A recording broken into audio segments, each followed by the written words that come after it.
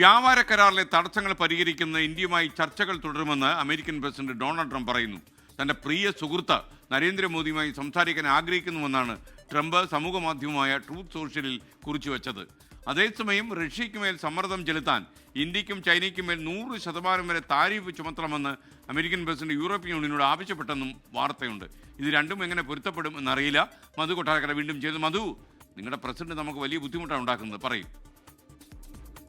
Good morning SKN. Trump തെരഞ്ഞെടുപ്പ് സമയത്ത് തന്നെ പറഞ്ഞത് 24 മണിക്കൂർ കൊണ്ട് ഈ യുക്രൈൻ യുദ്ധം അവസാനിപ്പിക്കുമെന്നാണ്. പിന്നീട് അലാസ്കയിൽ നടന്ന ഉച്ചകോടിയിൽ പുടിനെ മേശയുടെ അപ്പുറത്ത് എത്തിക്കുകയും തുടർന്ന് 2 ആഴ്ചയ്ക്കുള്ളിൽ അടുത്ത ചർച്ചകൾ, തുടർ ചർച്ചകൾ നടക്കുമെന്നൊക്കെ പറഞ്ഞതിന് ശേഷം പുടിനെ ആ വഴിക്ക് കണ്ടതേയില്ല. അതുകൊണ്ട് തന്നെ പുടിൻ ഈ റഷ്യയുമായിട്ടുള്ള വിഷയത്തിൽ വളരെ രോഷാകുലനായിട്ടാണ് ഈ അടുത്ത ദിവസങ്ങളിലായിട്ട് പെരുമാറുന്നത്.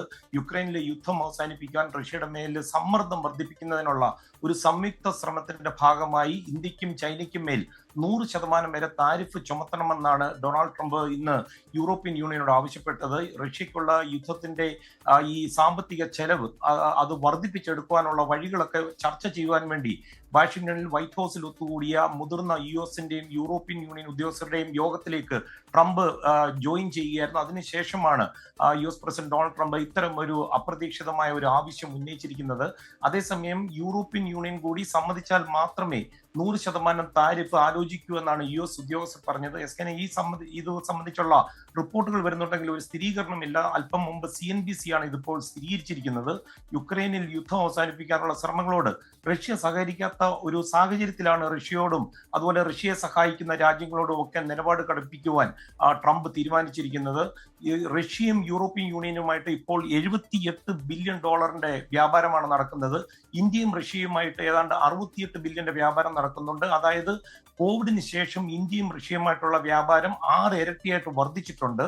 അത് മാത്രമല്ല, ഈ പുടിന് ഇത് സംബന്ധിച്ചുള്ള ഒരു അന്ത്യശാസനം നടത്തിയതിന്റെ കാലാവധി കഴിഞ്ഞ ആഴ്ച തീരുകയും ചെയ്തു. ആ സമയത്ത് പുടിൻ ചൈനയിലായിരുന്നു. പുടിൻ ഈ ട്രംപിന്റെ മുന്നറിയിപ്പിനോട് പ്രതികരിക്കുകയും ചെയ്തിട്ടില്ല. ഈ ഡൊണാൾഡ് ട്രംപും നരേന്ദ്രമോദിയുമായിട്ട് ഫെബ്രുവരിയിൽ നടന്ന ചർച്ചകൾക്ക് ശേഷം തന്നെ ഇന്ത്യയുടെ ഭാഗത്തു നിന്നും അമേരിക്കയുടെ ഭാഗത്തു നിന്നും ഈ വ്യാപാര തമ്മിൽ മാറ്റുവാനുള്ള ചർച്ചകൾ തുടങ്ങുമെന്നും അതുപോലെ തന്നെ തീരുവയിൽ ഒരു തീരുമാനം എടുക്കുമെന്നുള്ള ഒരു പ്രതീക്ഷ അമേരിക്കയ്ക്ക് ഉണ്ടായിരുന്നു. പക്ഷേ ഈ ചർച്ചകൾ നീണ്ടുപോവുകയായിരുന്നു.